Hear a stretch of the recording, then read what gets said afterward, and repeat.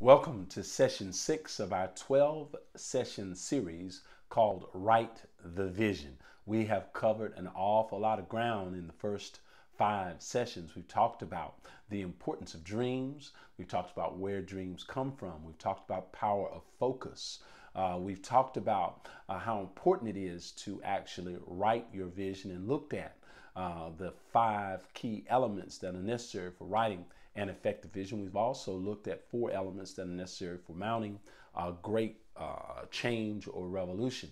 And so now we're going to get into the particulars of those 5 key elements for writing a vision. Now, some of you may be just entering our series at session 6 because one of the ways that we promoted this training series is to give away 5 free sessions, and this is the first of those 5 free sessions, but it is not the first of the entire teaching series. There are 12 sessions, so there were 5 that came before where some of you are getting in, and there are actually 2 after where you'll get out in this free series of sessions. I pray that you'll enjoy the next 5. Matter of fact, I know you will if you stick around, because there's just so much powerful information that will help you to realize your dreams. But there is a whole lot more outside these 5 free sessions. So I suggest strongly that first of all, you get my book, Write the Vision. Just a lot of interesting and powerful stories in here that are a result of 25, 30 years of study and interaction with others who have been successful in writing visions and dreams. So you should get that. It's available also in digital versions through Kindle, Nook, iBooks, so you can check those out. You can get it on Amazon. You can order it from us. It's available in bookstores. If you're going to follow through in the seminar sessions, the training sessions, you want to get the workbook, and that's available through our website. You can either just get the workbook itself, or you can become a partaker of the entire training series. But what I'm suggesting is that you get as much of this information as you can, because you got dreams in your heart and you want to see them realized, and I guarantee you that this information will help you do just that. And so let's get into the first of these 5 ideas that we'll cover over the next 5 sessions and give you some very practical tools for helping you to realize your dream. All right. And so the very first one is describe. Remember, we gave you 5 words. Well, if you're just getting in, you won't remember this, but in our last session together, we gave you 5 words that are derivatives of a root word scribere, which is also the root from where we get the word scribble, which is a synonym of write. We're talking about write the vision. So we're kind of making a progression here. Habakkuk chapter 2 says to write the vision, make it plain upon tables. The word write is a synonym of scribble, which is from the root word scribere, from which we get 5 English words that we're using as fundamental principles for effectively writing your vision. Okay? And those 5 words are describe, prescribe, inscribe, subscribe, and ascribe. Describe, prescribe, subscribe or inscribe, subscribe, and ascribe. And today we want to look at the word describe. Now, I told you in the last session, I talked about in the last session, how that if you want to realize a dream, and it really doesn't matter what dream is. You want to take a vacation, you want to buy a house, you want to write a book, you want to finish college, you want to save some money, you want to create a foundation to help someone or some group in need, whatever. You want to buy groceries. It doesn't matter much what it is, large or small, but in some form or fashion, these principles have to be applied if you're going to get anything done. Okay? And so the first thing is that you need to be able to clearly describe what it is you want to accomplish. I mean, you can't get a haircut without telling the barber how you want your hair to look. You can't buy a car without telling the dealer, what kind of car you want. You can't take a vacation without, in some way telling a travel agent or an airline or a cruise line or whoever it is, where you want to go and what you want to do while you're there. It's just, if you're going to get anything done, you want to buy something from a store. Well, I want some cookies. Well, what kind of cookies do you want? You want sugar cookies? You want oatmeal cookies? You want sandwich cookies? You want an Oreo? What do you want? You got to describe what it is that you want. You go to a restaurant, you can't just sit down at the table and say, hey, I want something to eat. What does that mean? What do you want to eat? We got a menu. We recognize that you may not know a whole lot about what our standard bill of fare is, and so here it is. These are the things that we're capable of doing. We make a good hamburger. We got a good cheeseburger. You want a salad? We can do this. We can do that. But sooner or later, you're gonna have to tell the waiter or the line cook or somebody what it is you want, or you're gonna just sit at the table and look foolish. And it doesn't make any difference how much money you have in your pocket or how hungry you are. You've got to clearly describe what it is you want to do. Now, sounds a lot easier than it is. I mean, you've been to dinner with people who don't know what they want, or find it difficult to articulate to the waiter what it is they want, even when a menu's sitting in front of them. More importantly, you spent time with, or maybe you are one of these people who they're trying to get something out, but they can't make it plain to the people that are around them, and they're frustrated because they're not getting the kind of help, whether financially or physically or the moral support that they want from others around them, and we're upset with other people because they don't understand us. Well, it's not other people's responsibility to understand you. It's your responsibility to make yourself understood. And the guy who's good at that, the gal who's has developed the ability to make herself clear, is going to get a whole lot more help than the person who doesn't. All right, and so we want to develop this ability to describe. And so I want to give you just some fundamental principles that will help you better describe what it is you want to do. Now, an interesting thing about describing, especially something that hasn't happened before, something that hasn't been seen before, is that human beings tend to embrace familiar things way faster than they do unfamiliar things. And so it helps to speak a language that people understand using things that they are already familiar with to describe something they don't understand and have not yet seen. And so you want to use words like. It's like so-and-so, or than is bigger than so-and-so, but not as big as such and such. It's a shape, it's round, it's square, it's oblong, it looks like football. It's heavy, like a brick. It's light, like a feather. You begin to use things that people are familiar with to engage them in the dialogue, okay?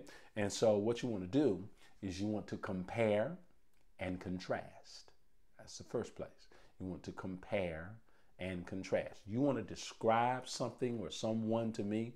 You just got mugged and the police show up and say, well, what did he look like? Okay, what did he look like? Was he black, white? Was he Asian, Hispanic, Latino? Was it a man? Was it a woman? What did he look like? Well, it was a man. He was a black man. He was not quite as tall as you, Officer Johnson. Officer Johnson said, well, I'm 6'1". Well, he was probably about 5'10". Was he heavy? Was he thin? Well, he was about your bill. And how much do you weigh? Well, I weigh 225 pounds. Well, this guy probably weighed about 180, 190 because he was not as heavy as you, not as tall as you. Was he a fair complexion or dark complexion? Well, he wasn't real dark. He was not as light as I am. So, he was about this shade. Did he have hair on his head? Was he bald? You begin to compare and contrast. He's bigger than this, not as big as that. Tall as this, not as tall as that. and so forth and so on. And you begin to compare and contrast two already existing familiar things. Because I know you think your idea is just incredibly, incredibly new, and it may be, but that newness, I guarantee you, has some similarities to things that already exist. Okay? And so if you're going to describe something, don't get frustrated because people don't get it. You got to give it to them. And the best way to get them engaged is to start where they already are, with things they're already familiar with, okay? So if you're pitching a movie, it's Bambi meets Godzilla. Oh, okay. Well, we know Bambi and we know Godzilla. My goodness, this thing that you're gonna do is a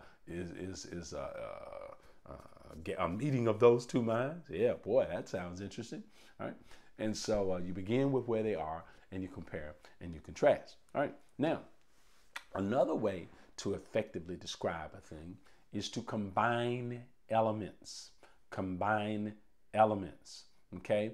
And so if you want to describe Pegasus, all right, it's a horse, right?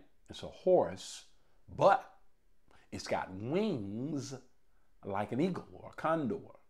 Oh my goodness, a winged horse. Really? Or somebody might ask, well, where are the wings? Are they on his head? Are they on his feet?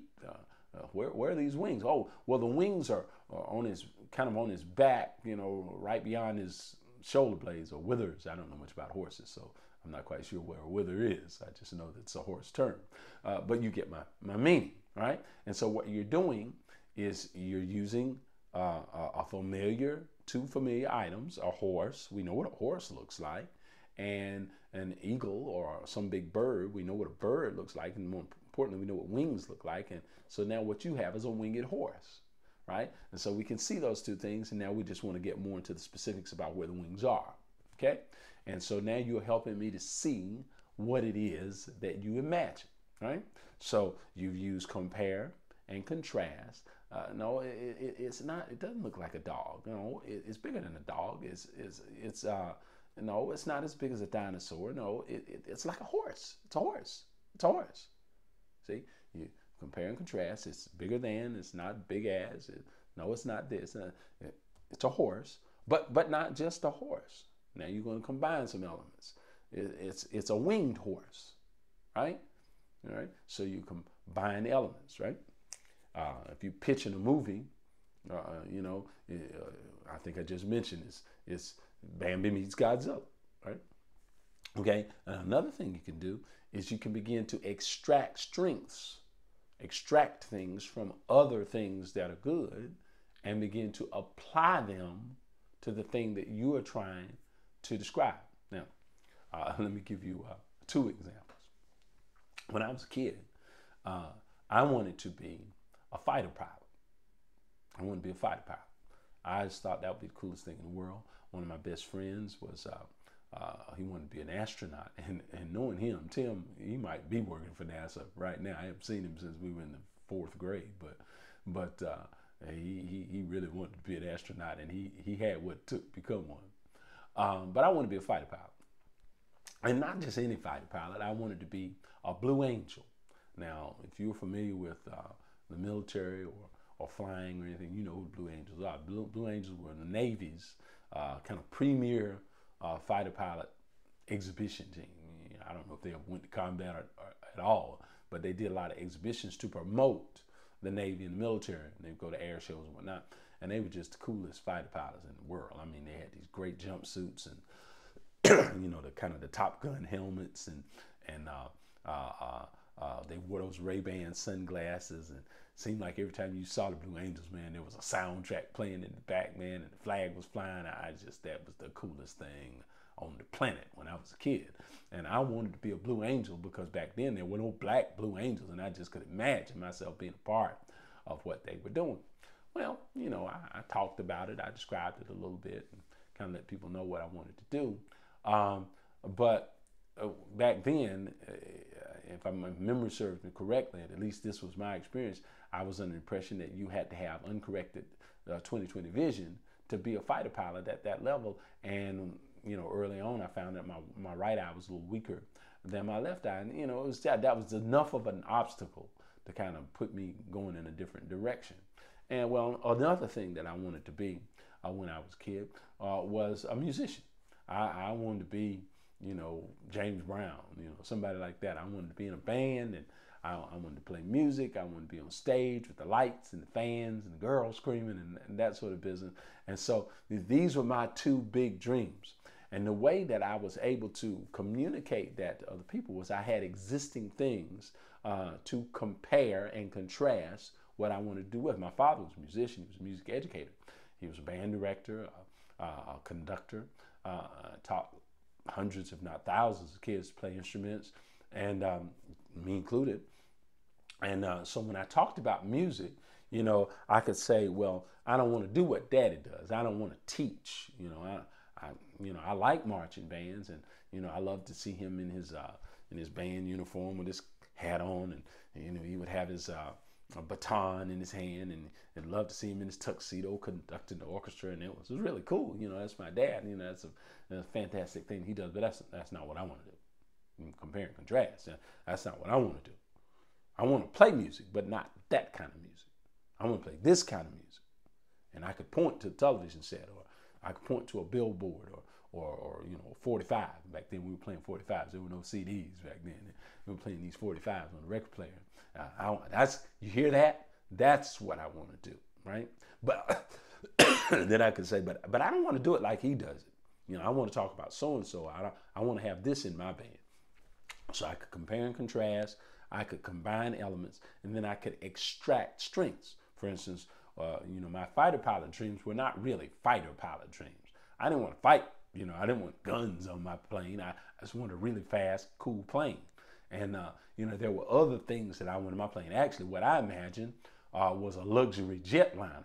I wanted to be able to take my friends along with me. I wanted it to be a bigger plane, but I wanted to go fast like the Blue Angels, And so I was describing something that really back then didn't really exist. I mean, the president had a plane, I think, back then, and, Elvis Presley, people like that. But there weren't a lot of people who had private jets. Luxury travel wasn't really what was going on in the world at the time. So I was imagining something that didn't yet exist and trying to describe that to my parents, my friends, my teachers, and what have you. And there are going to be similar dreams in your life where you're going to have to use these three elements: the ability to compare and contrast. It's bigger than, not as big as, it's like, and so forth and so on. Compare and contrast. Also to combine elements to say, well, it's got this like so and so, but it's also got that like such and such. And begin to help people to construct this thing that you imagine, okay? And then thirdly, to extract strengths. And, that probably plays part in combining elements as well. What's good about, so-and-so that I want to use in what I'm doing, or what's bad about so-and-so that I don't want to use in what I'm doing. And if you will do that, then what you'll be able to do is to help other people to see what it is you see. I mean, think about the opening lines in great books. One of my favorite pieces of writing is J.R.R. Tolkien's The Hobbit and the Lord of the Rings trilogy. And when you read The Hobbit, I've almost memorized it. That opening paragraph in that book. Now, don't test me word for word, but it goes something like this: in a hole in the ground, there lived a hobbit. Now, this was not just any hole, not a dark, dank, nasty hole filled with the ends of worms and some form of ooze, nor a dry, barren hole with nothing to sit down on or nothing to eat. No, this was a hobbit hole, and that means comfort. What a great description, right? From the very outset, you're in this hole. Now, you know what a hole is, right? You know what a hole is. And we know where this hole is. It's in the ground, right? But then he begins to say, but now let's compare and contrast. It is a hole, right? You're familiar with that. Remember I told you need to start your description with something that people know. Well, they know what a hole is, right? And we know what the ground is, so we know the hole is in the ground, okay? But now this is not your average hole, because we're familiar with holes. Ditch diggers dig wells and stuff like that. And we're familiar with when you dig a well, you cutting earthworms in half and it's wet and nasty and, there's water and other junk down in that thing and you don't want to be in it. But it's not that kind of hole, right? But you're also familiar with, sand piles and deserts and dry, arid, dusty, barren places. And you kind of familiar with those kinds of holes, but it's not that either, right? No, this hole is something's going on in this thing. It's a hobbit hole, right? And that means comfort. Of course, now you don't know what a hobbit is, and if you read further on, he realizes, oh, wait a minute, you don't know what a hobbit is, and then he goes about the business of describing a hobbit, and he uses the same principles. He starts with a point of familiarity. They're folk. They got arms and legs and feet and hands, right? But they're little folk, and he goes on and describes like that. And you got to be able to do the same thing about what it is you imagine, because I don't know yet. It's in your heart. It's in your head. It's burning in you. It's real to you, but it's not real to me. And you can't get frustrated with me because I don't jump on your bandwagon, as it were, until you have made it clear to me what it is you imagine. And you've got to start with a point of familiarity. And then you want to compare and contrast. It's a dog, but it's not as big as a Great Dane, but it's not as small as a Chihuahua. It's kind of somewhere in between. It's more like right? Okay. But it's not just a dog. It's a flying dog, right? Compare and contrast, combine elements, right? It's a flying dog. It's a dog's got wings. Oh, well really? Well, that's interesting. And where are the wings, and then extract the elements, and he's smart like Lassie, right? He's smart like Lassie, but he's mean, vicious like I don't know, Cujo. What was that dog? Is one of those horror story dogs, right? Right. And so when you begin to put all those things together, now I'm getting a little closer to being able to see what it is you see. And that, my friend, is the ability to describe. Now, let me give you this one last very important element relative to description. When you describe your dream or your vision, you have to incorporate one key element if you want me to get excited about it, right? Because everybody in the world, you might want to write this down. If you got the notebook, it's in it. Everybody in the world is listening to the same radio station, WIII-FM. What is in it for me? Okay? Why should I be excited about what you're trying to do? Why should I want to get involved? Why should I want to invest my time or my money? Why should I stick around much longer to listen to this description? So as you are describing what it is you want me to see, it's important that you include in your description what's in it for the person that's listening. And I'm talking about family members, friends, investors, anybody like that, because I'm less likely to help you if what you're describing is all about you. But I'm more likely to help you if what you're describing in some way is going to benefit, bless, or help me. All right? And so just a brief recap. If you're going to accomplish your goals, your visions, your dreams, the first thing you got to be able to do is clearly describe what it is you want to accomplish. And four base fundamentals of description. Start with something familiar, using a language that the person you're trying to describe to can understand.